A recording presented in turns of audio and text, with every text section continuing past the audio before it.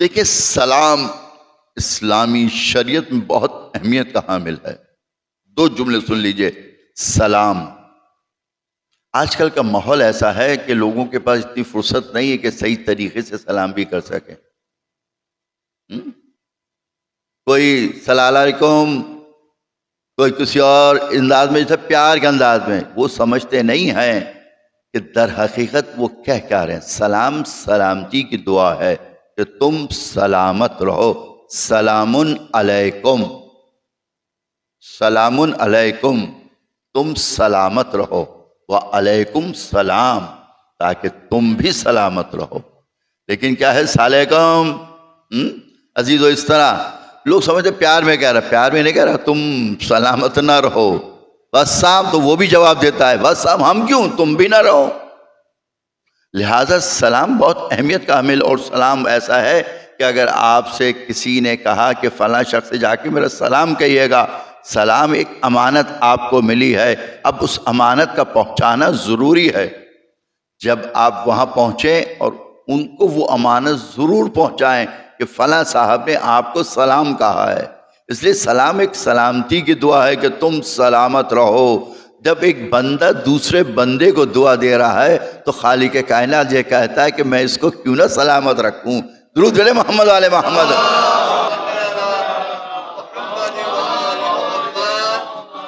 ایک مرد اور باوز بلند درود بھیجا، بیٹھ جائے بس، مسئلہ نہیں۔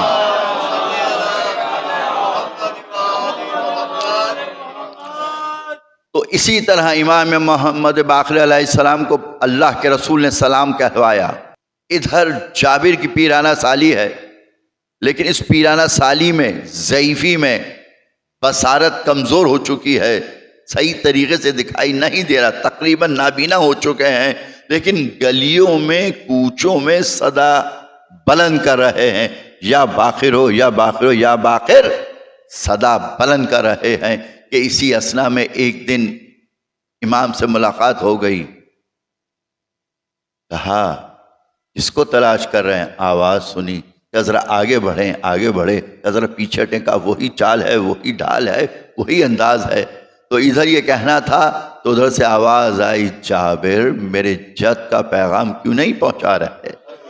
درود بھیجیں محمد والے محمد۔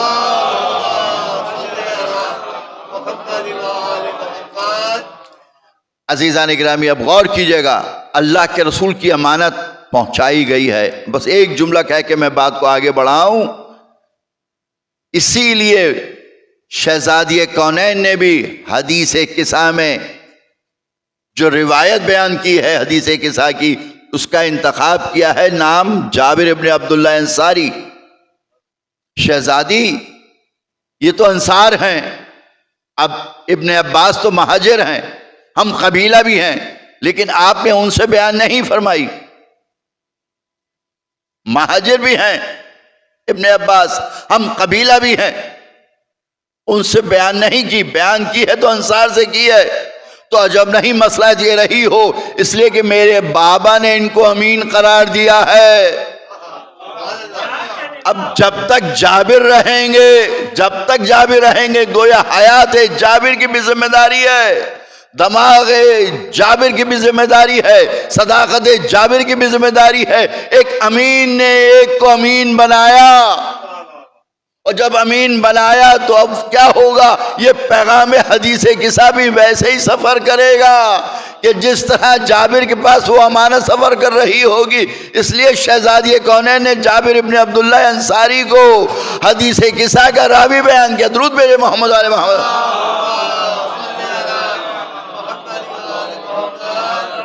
حدیث قصہ کا راوی بنایا۔ عزیزان گرامی، تو جابر نے پیغام پہنچایا۔ بس عزیزو، واقعہ ظاہر سب آپ کے ذہن میں ہے۔ اب امام کی بز میں آنا جانا شروع ہو گیا۔ تو ایک دن امام نے پوچھا، اے جابر، تم نے اتنے ادوار دیکھے، ہمارے جد کا دور دیکھا، امیر کائنات کا دور دیکھا، امام حسن امام حسین کا دور دیکھا، بابا کا دور دیکھا، یہ بتاؤ زندگی کو کیسا پایا؟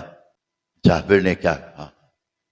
جابر نے کہا میں ضعیفی کو جوانی کے اوپر ترجیح دیتا ہوں، میں بیماری کو صحت کے اوپر ترجیح دیتا ہوں، میں فقیری کو دولت کے اوپر ترجیح دیتا ہوں، اس لیے کہ بیماری میں لوگ اللہ کو یاد کرتے ہیں، ضعیفی میں لوگ اللہ کو یاد رکھتے ہیں، جوانی میں لوگ اللہ کو یاد نہیں کرتے، وہ معاملہ نہیں ہوتا نہ۔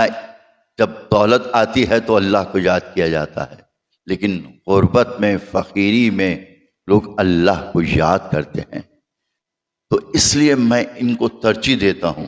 کہا جابر اتنا بتا دو، اتنے ادوار دیکھے، لیکن یہ میں کیا ہے، یہ میں کیا ہے؟ اس لیے کہ ہم اور تم میں یہی فرق ہے کہ ہم آل محمد کچھ نہیں چاہتے، ہم وہی چاہتے ہیں جو اللہ چاہتا ہے۔ وَمَا تَشَاءُونَ إِلَّا أَن يَشَاءَ اللَّهُ، ہم کچھ نہیں چاہتے، وہی چاہتے ہیں جو اللہ چاہتا ہے۔ یہ میں کیا ہے؟ اس میں کو نکال دو۔ درود اگر وہ غربت دے رہا ہے تو غربت میں راضی، دولت دے رہا ہے تو دولت میں راضی، ضعیفی دے رہا ہے ضعیفی میں راضی، جوانی دے رہا ہے جوانی میں راضی، جو وہ دے دے، صحت دے رہا ہے صحت میں راضی، بیماری دے رہا ہے بیماری میں راضی۔ ہماری کوئی منشا نہیں، جو خالق کائنات چاہتا ہے وہ ہماری چاہت ہے۔ تو یہ ہے امام محمد باقر۔ عزیزان گرامی، اور پھر بے شمار واقعات ہیں، لیکن ظاہر ہے صبح 8 بجے سے آپ لوگ آئے ہوئے ہیں، مختصر مجلس ہے، صرف رب دیا ہے کہ امام کی شہادت کے حوالے سے بھی ذکر آ جائے اور ذکر امام محمد باقر بھی ہو جائے۔ جب ایسی ہستیاں ہوں گی تو ان ہستیوں کی محبت کے لیے پروردگار عالم نے قرآن مجید میں ایک آیت نازل کی، قُلْ لَا أَسْأَلُكُمْ عَلَيْهِ أَجْرًا إِلَّا الْمَوَدَّةَ فِي الْقُرْبَى۔ مودت کا سوال کیا ان ہستیوں کے لیے، محبت نہیں مانگی۔ محبت وہ ہے جو خود بخود ہو جائے، جو چیز خود بخود ہو جائے اس کی سزا ہے نہ جزا ہے، لیکن مانگی گئی ہے مودت۔ اور مودت جب مانگی گئی ہے تو صحن مسجد ہے، مولائے کائنات ہیں، عقیل ہیں، کہا جا رہا ہے عقیل میری ایک تمنا ہے، ایک آرزو ہے، ایک خواہش ہے کہ ایک بہادر خاندان تلاش کرو، بہادر خاتون نہیں، بہادر لڑکی نہیں، بہادر خاندان تلاش کرو جہاں میں عقد کروں ایک بہادر بیٹا پیدا ہو۔ کس سے کہا جا رہا ہے؟ اپنے بھائی عقیل سے کہا جا رہا ہے۔ دیکھیں یہ ذاتی بات ہے، گھر میں بیٹھ کے ہو سکتی ہے، مسجد کے صحن میں بیٹھ کے نہیں، ذاتی بات ہے نا۔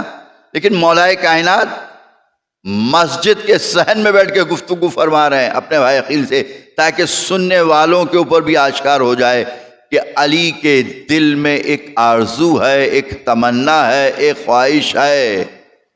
کل کو نصیریوں کے پاس دلیل قائم نہ ہو، علی وہ بندہ ہے کہ جہاں خواہش ہے وہ تو اس کو زیب دیتا ہے، خالق کائنات کو جہاں کوئی تمنا نہیں، کوئی آرزو نہیں، لیکن علی خالق کائنات کا بندہ ہے، وہاں خواہش ہے۔ اور خواہش بھی کیا ہے؟ ایک بیٹے کی آرزو۔ میں کہوں گا یا علی، قدرت نے آپ کو ایسے بیٹے عطا کیے کہ کائنات میں کسی کو عطا نہیں کیے، تو جب نہیں آواز آئے بے شک وہ کریم ہے جس نے مجھے 2 ایسے بیٹے عطا کیے جو کائنات میں کسی کو عطا نہیں کیے، لیکن مباہلے کے دن اللہ کے رسول نے لے لیے۔ لہذا ایک بیٹے کی تمنا۔ جب علی نے عقیل سے یہ کہا تو عقیل کے دل میں بھی ایک تمنا پیدا ہو گئی،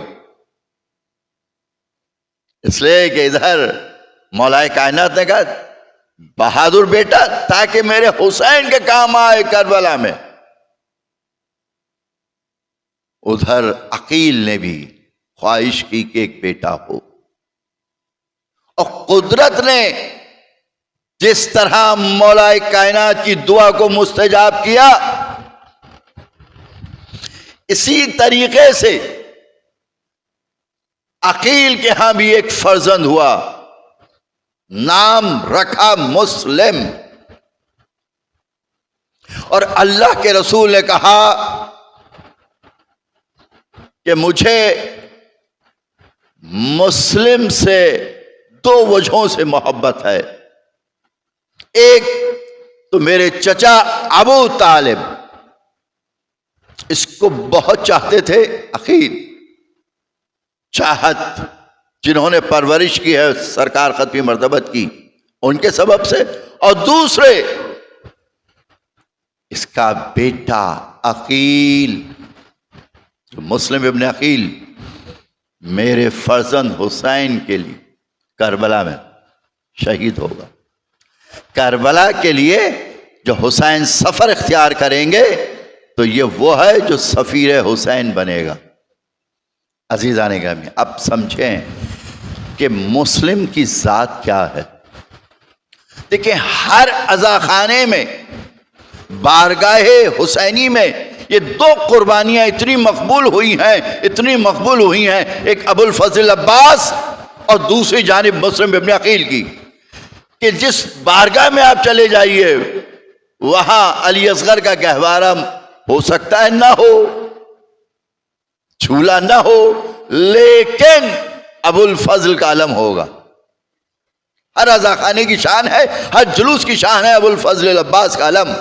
ایسے ہی ہر مجلس میں کوئی مجلس ہو کوئی نماز ہو زیارت حسین یہ سنت مسلم ابن عقیل ہے کہ جو امام سے دور ہوتا ہے وہ انگلی کے اشارے سے زیارت کرتا ہے. دو باتیں عزیزو دونوں بارگاہ حسینی میں کیسی قبول ہوئی.